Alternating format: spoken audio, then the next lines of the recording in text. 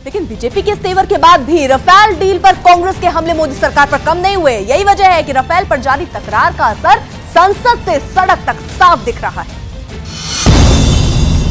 क्योंकि राफेल मुद्दे पर कोई भी पक्ष अपने अपने दावे से पीछे हटने को तैयार नहीं है। कांग्रेस नेता आनंद शर्मा ने जेपीसी की मांग से एक कदम आगे बढ़ते हुए अब सरकार के खिलाफ मुकदमा दर्ज करने की मांग कर दी। सरकार को परजरी का नोटिस दिया जाए, क्योंकि झूठ बोला है सरकार ने, झूठी जानकारी दी।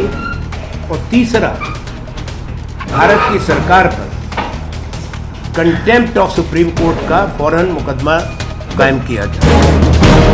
कांग्रेस के इस हमले का जवाब केंद्रीय मंत्री विजय गोयल ने दिया। राफेल के ऊपर सुप्रीम कोर्ट का निर्णय आया है और वो निर्णय ने साफ तौर से ये कह दिया है कि राफेल सौदे में चाहे वो प्रक्रिया हो, चाहे उसकी खरीद हो, चाहे उसकी कीमत हो, चाहे उसकी गुणवत्ता हो, सरकार को उसने क्लीन चिट दे दी।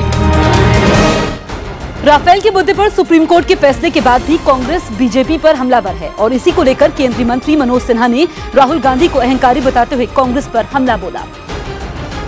मैं एक बात जरूर कहना चाहता हूं कि राफेल ये G2G डील हुई थी। मैंने भारत सरकार और फ्रांस सरकार के बीच ये समझौता हुआ था। बीच में कोई उसमें क्वातरोची नहीं था, इसलिए भ्रष्टाचार की गुंजाइश खत्म हो जाती है। और सर्वोच्च न्यायालय के फैसले के बाद मैं नहीं मानता हूं कि इस देश में सर्वोच्च न्यायालय से कोई बड़ा आदमी का अहंकार बोल रहा है कि सर्वोच्च न्यायालय के फैसले के बाद भी वो अपने को या अपने परिवार को सर्वोच्च न्यायालय से बड़ा मानते हैं।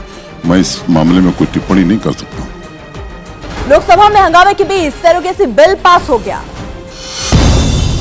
संसद में 2016 से अटका सरोगेसी बिल लोकसभा में भारी हंगामे के बीच पास हो गया।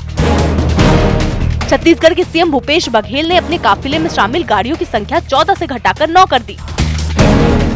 मुंबई में कांग्रेस दफ्तर के बाहर राफेल सौदे को लेकर बीजेपी के खिलाफ लगाए गए पोस्टरों को बीएमसी ने हटा दिया।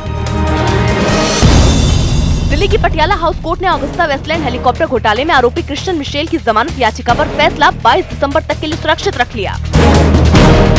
उत्तर प्रदेश के शामली में एक आदमी पर एक बैंक में काम करने वाली एक महिला मैनेजर से मोबाइल, नकद और कुछ जरूरी दस्तावेज लूटने का आरोप लगा।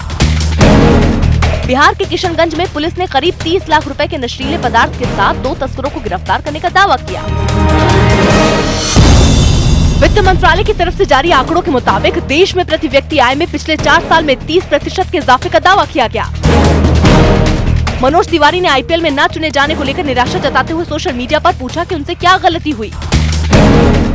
शिमरॉन हेटमायर समेत वेस्टइंडीज के दूसरे खिलाड़ियों ने नीलामी के दौरान आईपीएल में चुने जाने के तुरंत बाद खुशी जताते हुए ऊपर वाले का शुक्रिया अदा किया। मध्य प्रदेश के उज्जैन में एक इलाके से वन विभाग की टीम ने एक अजगर को पकड़ लिया। बताया गया कि 3 दिनों की कोशिश के बाद करीब 10 फीट लंबे इस अजगर को पकड़ा गया, जिसके लिए वन विभाग के कुछ कर्मचारियों ने अजगर के बिल से बाहर निकलते ही उसे घेर लिया। इस बीच एक कर्मचारी ने उसे बिल में वापस जाने से रोकने के लिए एक काले कपड़े का सहारा लिया, जबकि एक दूसरे कर्मचारी ने उसके शरीर के पीछे के हिस्से को अपने हाथों से पकड़ लिया। मौके पर मौजूद बाकी 2 कर्मचारियों ने उनकी मदद की और फिर धीरे धीरे अजगर को पीछे की ओर खींचा जाने लगा।